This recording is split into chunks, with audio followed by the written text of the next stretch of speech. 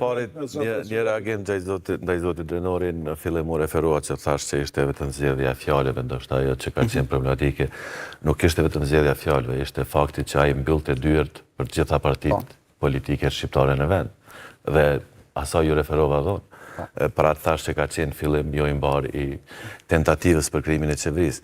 Në anën tjetër besoj që qysh prej përfundimit zgjedhjeve kemi pa... Pra, me një fjalë, thoni që derisa është fushat, lejohet çfarë do lloj gjuhë, po momentin që mbyllën kutit, do të ketë kujdes, se në fushat kemi dëgjuar gjëra dhe më trana. Nëse më pyet mua dhe në fushat duhet të ketë kujdes, mirë, po nëse marrim parasysh përvojat paraprake në vendin tonë, atëherë kemi pa që gjatë fushatës mund të thuhet çdo gjë, mirë, po pas fushatës disi janë harruar. Në aspektin e reagimit të LDK-s ndaj ftesës së kryeministit Kurti, besoj që qysh me përfundimin e zgjedhjeve kemi pa një komunikim jo shumë të denjë nga LDK-ja. Ndoshta pak shumë, ndoshta në raste të caktuara edhe jo profesional. Besoj që në momentin kur flasim për të ardhmen e vendit tonë, të vihet përpara interesi partijak ndaj atij shtetëror, ndoshta nuk është çështja më e mirë për një parti politike, sidomos për një parti politike si LDK-ja që ka gjithat bagazh, qoftë nga e kalura, qoftë nga e sotmja. Kështu që besoj që edhe ato problemet e bëshme... Një farforme përgjigje e ti ishte që gjatë tërkohës na keni gjuajtur, na keni sulmuar, na keni dëmtuar, kemi qenë subjekti çdo konflikti verbal mund shumë e tani po na losni një farforme, një përgjigje edhe një lloj viktimizimi. Unë pak jap drejt në këtë reagim, pasi që ndërlidhet edhe me atë që është thënë qoftë nga partia vetëvendosje, qoftë nga zoti Kurti apo nga të tjerët. Unë po i referohem një deklarate të mëhershme, kur kanë thënë që ata do të qëndrojnë opozit, pasi që është interesi tyre partijak. Edhe për mu kjo ka qenë shumë problematike dhe befasuese të shoh një reagim të tillë nga një parti si LDK, pasi që unë kam pritë që LDK do të jetë shumë më shumë institucionaliste, siç ata kanë pretenduar çdo herë, dhe të shohin interesin e Kosovës spari, pastaj interesin partijak. Nëse mundem të lutem, ta them edhe tash që sot kemi pa një reagim nga Shtetet e Bashkuara të Amerikës, Gjermania dhe Britania, të cilët bëjnë thirrje që qeveria e re e Kosovës të ketë fokus në dialog dhe të ketë përparim dialog dhe të ketë koordinim sa më të mirë me ndërkombëtarët. Kjo do të thotë që neve na duhet një qeveri stabile, një qeveri Tashti, kur thoni një qeveri stabile, se ne po shohim me këta numra, nuk mund të flasim për qeveri stabile. A do të thotë që tani pasi... Jo, me këta numra mund të kemi një qeveri shumë stabile. Është një koalicion shumë logjik që mund ndodh, që i shdesh do shta dhe ndodh në kurse normale. Atë pyetje dua ta bëj. Është vetëvendosje dhe PDK. Është i vetmi koalicion që neve na siguron 2/3 në kuvendin e Kosovës, po ashtu është i vetmi opcion që na t'i kalon edhe problemin e zgjedhjeve të presidentit vitin ardhshëm.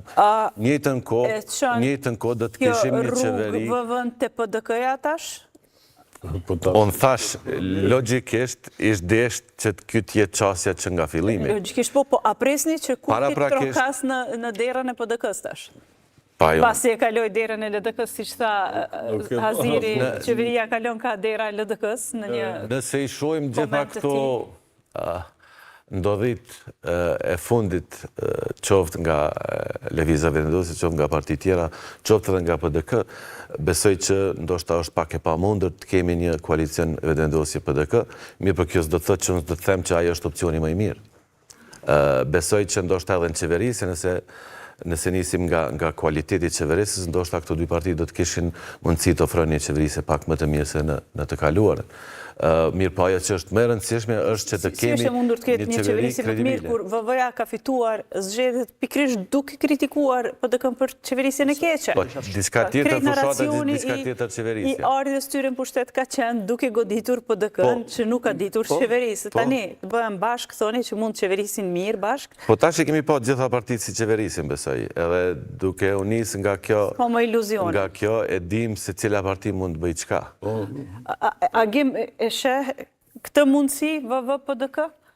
Po, është bile ma logjikja, po ndashta më kthye pak pse LDK-ja ka refuzuar bashkëpunimin. LDK-ja e reformume, kisha me thane reformume, se me gjitha të është vetëmja parti që ka zgjedh kryetarin... E rinume. Proces e rinume, okej.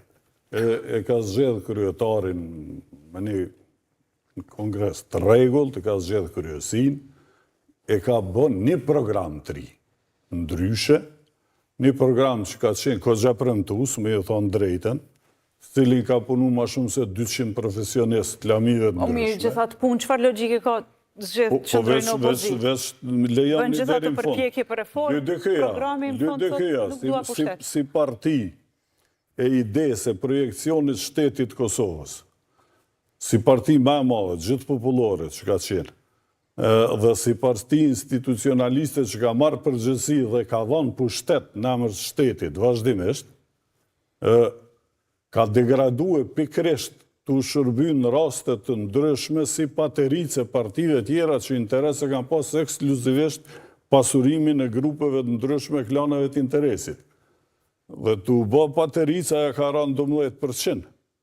Dhe të e ditë këtë fakt, zoti Abdi Xhiku ka bën një reformë të re dhe ka thonë, ne do të realizojmë këtë reformë. Dhe jashtë kësaj reforme, ne nuk do të marrim pjesë në asnjë lloj pushteti, sepse ka kaluar koha që t'i shërbejnë dikujt si pateric. I kanë shërbyer një 3 herë PDK-s, një herë LDK-ja e ka pësuar rëmën më të madhe në momentin kër e ka marrë qeverin vetë. Momentin kër ka qenë pateric e ka rujt deri dikun vodën. Atëherë kër e ka marrë qeverin vetë, pastaj ka qenë rëmëja nuk është LDK-ja Isa Mustafës, po është LDK-ja Lumir Abdi Xhikut. është një LDK tjetër fare. është një LDK e reformume, është një LDK që ka prurje të reja super profesioniste, është një LDK që ka një frymë ekskluzivisht evropiane dhe jo një formë mikse që shë ka pas me plot, me pak marksizm, pak titizm, pak andej, nuk është mo kazani përbasht, është e destilume ideologikisht. Kur s'ka frymë evropiane prej subjekte politike sëtë? Cila është? Anas njena, le tash mos e nadej. Dhe në këtë fakt, LDK-ja ka thonë nga dita e parë, ne nëse nuk do të fitojmë me këtë program, ne kemi një program për reformim shtetit.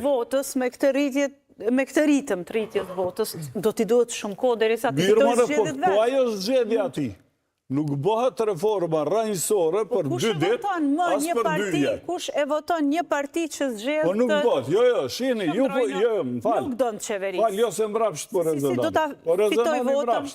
Nuk rezonohet me logjikën e pushtetit. Aty në që të thëshit ty në nga ka lodhë mashqit. Kur të lodhën mashqit për... Cila është ideja me funksionimu një parti nëse nuk është gjendje me qeverisë me vend? Falë, të lutëm. Nëse ti dënë me mbijetu për interesat ndryshme, të grupeve mrena, edhe jashtë që i ke obligime, atër naturisht që e zgjedh rrugën e shkurë dhe mënzit shpret me të hap një derë. Nëse dënë me shkue në rrugë të gjata, që janë sigurta për më rritën i qëllim, atëherë nuk hen pazaret vogla. është gjo shumë e thjeshtë. Për këtë arsye, LDK-ja, dhe që 2 fjallë, LDK-ja nuk do t'hy.